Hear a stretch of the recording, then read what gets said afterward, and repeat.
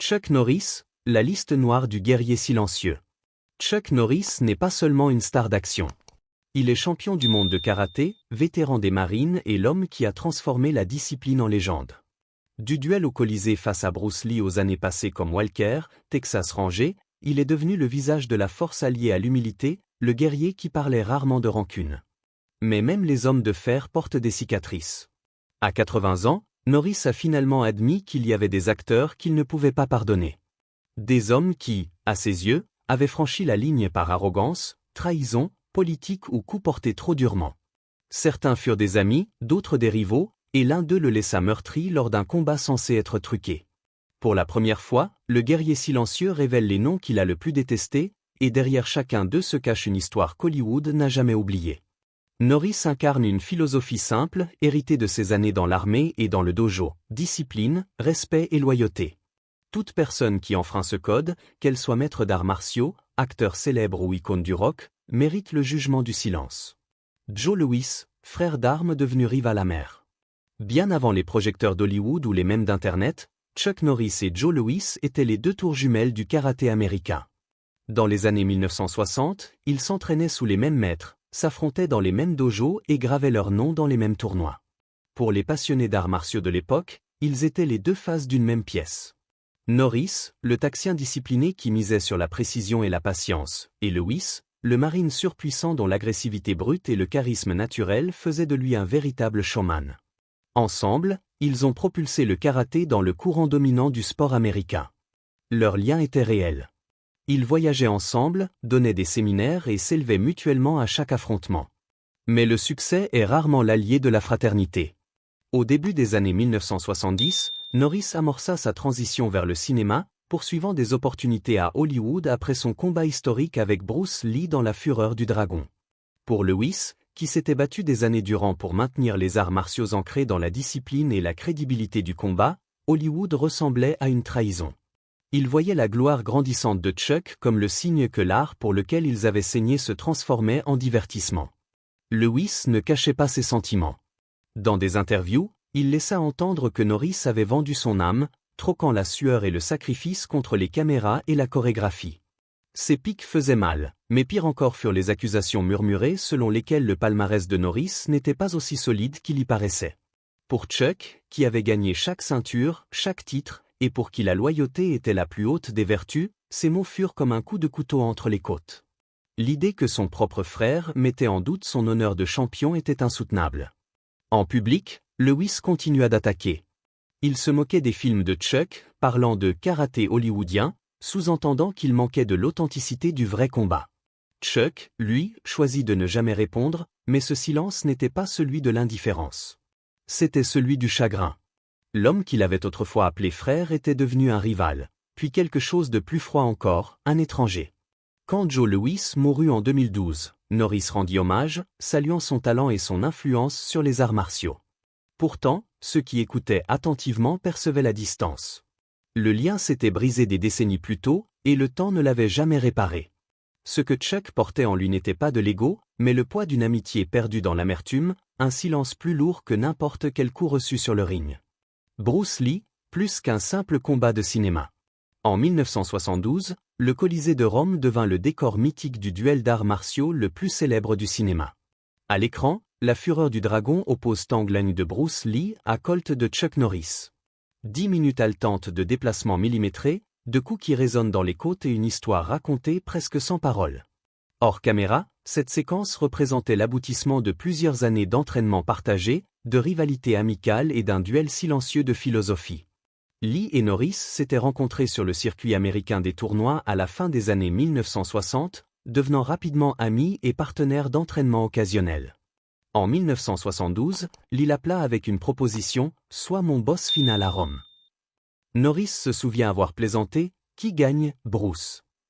Réponse de Lee: « Je gagne, je suis la star. » Mais il promit que ce ne serait pas une humiliation, plutôt un combat en dents de scie respectant le statut de champion du monde de Norris. La chorégraphie est une philosophie en action. Lee conçoit le combat comme un débat entre deux styles. Le Jeet Kune Do de Bruce, adaptabilité, rupture de rythme, interception, dépouillement de tout ornement. Le karaté de Norris, discipline de la garde, puissance en ligne droite, mécanique classique affinée par des milliers de répétitions. C'est Bruce qui démontre sa thèse. L'efficacité vient du fait d'être comme l'eau, sans forme, adaptable, libre. Les deux hommes affirmaient que la chorégraphie impliquait un contact contrôlé, assez pour paraître réel à l'écran sans se blesser.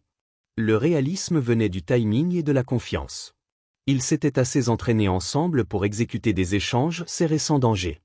Norris a toujours rendu hommage à Lee comme un véritable artiste martial et un visionnaire en avance sur son temps. Mais ce respect reposait sur une veine compétitive. Bruce, dans un commentaire fanfaron à la fin des années 1960, affirma un jour qu'il pouvait dominer les meilleurs champions américains de karaté ou Joe Louis, Mike Stone et Chuck Norris comme un parent face à un enfant. Norris en rit publiquement, mais aucun champion n'aime être réduit à l'étalon de la gloire d'un autre. La rumeur la plus tenace reste celle d'un match secret hors caméra. Norris est resté évasif pendant des décennies. Oui, ils se sont affrontés à l'entraînement à Los Angeles. Non, rien qu'ils puissent considérer comme un vrai combat. Cette ambiguïté nourrit la légende. Un vainqueur confirmé diminuerait l'aura de l'autre.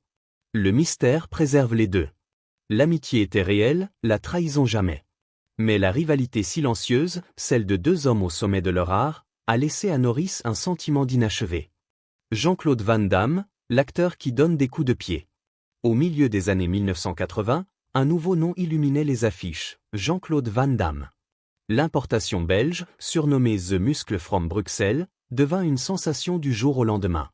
Il pouvait bondir dans les airs avec une grâce de ballet, tordre son corps en grands écarts improbables et délivrer des coups de pied tournoyants au ralenti qui enflammaient les spectateurs. Mais pour Chuck Norris, qui avait gagné ses galons à force de tournois et porté chaque ceinture avec sueur et bleu, Van Damme incarnait autre chose, la commercialisation d'un art sacré. Le palmarès de Van Damme, souvent présenté comme solide, restait vivement contesté dans la communauté martiale. Chuck Norris voyait les arts martiaux comme une discipline de vie. L'humilité en était le cœur, l'honneur non négociable. Van Damme, en revanche, devint le visage des arts martiaux comme spectacle. Il était le héros d'action capable de faire le grand écart entre deux chaises, de poser torse nu en couverture de magazine, de vendre les arts martiaux comme style avant la substance. Pour Norris, c'était un sacrilège. Lorsqu'on lui demanda un jour de définir la différence, Chuck lança une pique cinglante qui résumait tout, certains sont des acteurs qui donnent des coups de pied, d'autres sont des combattants qui jouent la comédie. Nul besoin de plan pour comprendre qui se trouvait dans chaque catégorie. Hollywood tenta à plusieurs reprises d'organiser une rencontre Norris-Van Damme à l'écran. Cela n'arriva jamais. Chuck refusa discrètement mais fermement. Pour lui, leurs approches étaient comme l'huile et l'eau, irréconciliables en ton, en technique, en philosophie. Partager l'affiche aurait légitimé ce qu'il considérait comme le spectacle creux incarné par Van Damme. Son silence en disait plus long que n'importe quelle insulte. Alec Baldwin, l'élite qui fit couler le sang politique. Toutes les rancunes de la longue carrière de Chuck Norris ne sont pas nées de coups de poing et de coups de pied. Certaines venaient de la politique, des principes et des mondes très différents que Hollywood pouvait incarner. Norris a toujours affiché ses valeurs sans détour, conservateur, profondément patriote, enraciné dans la foi et la discipline. Alec Baldwin, lui, a bâti une grande partie de sa carrière tardive exactement là-dessus. Déjà respecté pour ses rôles dramatiques, Baldwin est devenu une figure récurrente du Saturday Night Live avec sa parodie mordante de Donald Trump.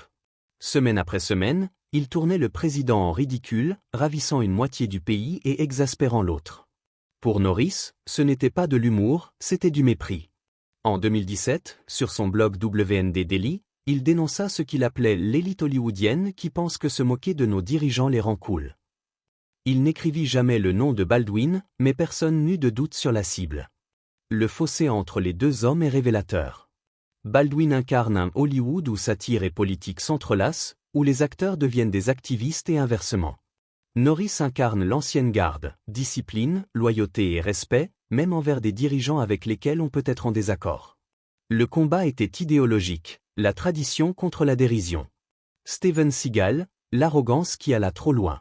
Si Jean-Claude Van Damme symbolisait l'obsession hollywoodienne pour le spectacle, Steven Seagal incarnait l'arrogance. Apparu à la fin des années 1980, Seagal se présenta comme une nouveauté, froid, implacable, intouchable. Ces personnages ne luttaient pas, ne saignaient pas et surtout ne perdaient jamais. Mais ce que le public voyait à l'écran n'était que la moitié de l'histoire. En coulisses, Seagal portait la même attitude, méprisant, distant, selon beaucoup, irrespectueux envers les légendes mêmes qui avaient ouvert la voie aux arts martiaux à Hollywood. On rapporte qu'il se moquait des méthodes de Bruce Lee, les qualifiant de tape à accent grave-l'œil. Pire encore, il aurait rejeté Chuck Norris en disant qu'il n'était pas un vrai combattant. Pour Norris, qui avait gravi chaque échelon depuis son enfance de garçon intimidé jusqu'à devenir 6 fois champion du monde de karaté, c'était une gifle. Il avait gagné chaque ceinture dans les conditions les plus dures et bâti sa réputation autant sur l'humilité que sur la force. L'arrogance de Seagal était la trahison ultime. Des histoires circulaient dans tout Hollywood sur son comportement sur les plateaux. Les coordinateurs de cascade se plaignaient qu'il refusait les répétitions. Des figurants murmuraient à propos de clés articulaires surprises qui les laissaient blesser. Au début des années 90, les studios rêvaient d'opposer Norris et Seagal dans un crossover. Cela aurait été une mine d'or au box-office. Mais selon des initiés, Chuck mit son veto chaque fois. Il se contenta de refuser. Dans le monde de Norris, le silence était la réponse la plus tranchante. En déclinant de partager l'écran, il rendit sa position limpide. Il ne légitimerait pas quelqu'un qui, à ses yeux, manquait de respect envers l'art, la communauté et le code d'honneur. David Carradine, le kung-fu sans le kung-fu est la leçon fatale. Peu de rivalité dans la carrière de Chuck Norris portait un poids aussi étrange que celle avec David Carradine. Pour Chuck, Carradine n'était pas seulement un autre acteur. Il incarnait le visage d'une époque d'hypocrisie hollywoodienne. Au début des années 1970, Bruce Lee proposa l'idée d'une série télévisée sur un moine Shaolin errant dans l'Ouest américain. Mais les dirigeants de studios reculèrent. L'Amérique n'était pas prête pour un acteur principal asiatique. Alors, au lieu de Lee, ils engagèrent David Carradine, un acteur blanc sans expérience en arts martiaux, pour incarner Kai Chang-ken dans Kung Fu.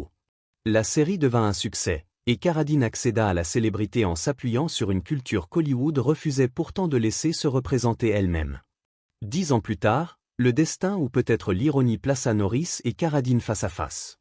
Dans Lone Wolf McCad, 1983, Norris incarnait le robuste Texas Ranger Gigi McCad, tandis que Carradine campait son ennemi juré, le baron de la drogue impitoyable, Rowley Wilk. Hors caméra cependant, les choses dégénérèrent. Des membres de l'équipe racontèrent plus tard que Carradine brouillait la frontière entre chorégraphie et combat réel. Il portait ses coups avec trop de force, ignorant les limites qui rendent les cascades sûres.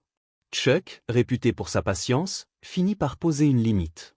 Selon la légende, il le prévint d'une voix basse, « Refais ça et tu le regretteras ».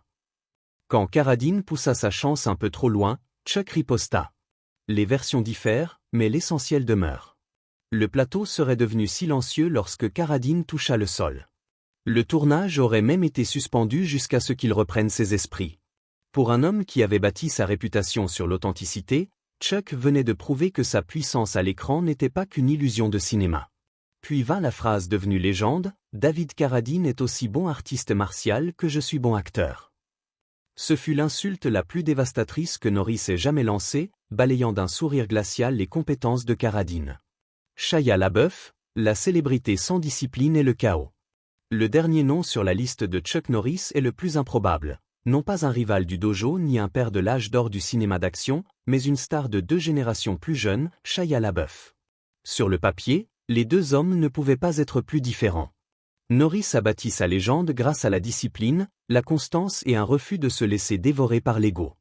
LaBeouf, lui, a gagné sa réputation en tant qu'enfant terrible d'Hollywood, un prodige dont le don pour le jeu n'avait d'égal que son goût pour le chaos. Arrestation pour trouble à l'ordre public, ivresse en public, bagarres explosives avec des réalisateurs. Pour Hollywood, c'était désordonné mais fascinant. Pour Chuck Norris, c'était l'antithèse de tout ce qu'il avait passé sa vie à enseigner, humilité, discipline, responsabilité. Leurs chemins se seraient croisés, selon des rumeurs, lors d'un tournage publicitaire à la fin des années 2010. LaBeouf aurait été erratique, arrivant en retard, contestant les instructions et improvisant au point de faire dérailler le scénario. Norris, déjà septuagénaire, garda son calme mais fit connaître son avis en coulisses. Pour lui, il ne s'agissait pas de célébrité.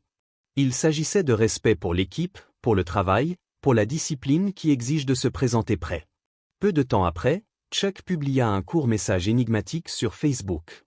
Il disparut rapidement, supprimé en quelques heures, mais les fans l'avaient déjà relayé. La phrase se répandit sur les forums et pages de fans, beaucoup convaincus qu'elle visait directement LaBeouf, la célébrité sans discipline et le chaos. Norris ne confirma jamais. Il n'avait pas besoin de le faire. Pour un homme de peu de mots, cette seule phrase pesait plus qu'une interview entière.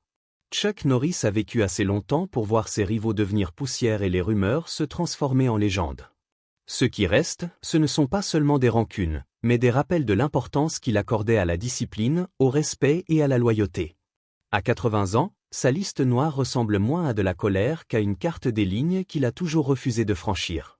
Le voyez-vous comme trop intransigeant, ou comme un homme qui a simplement défendu ses principes là où d'autres ne l'auraient pas fait?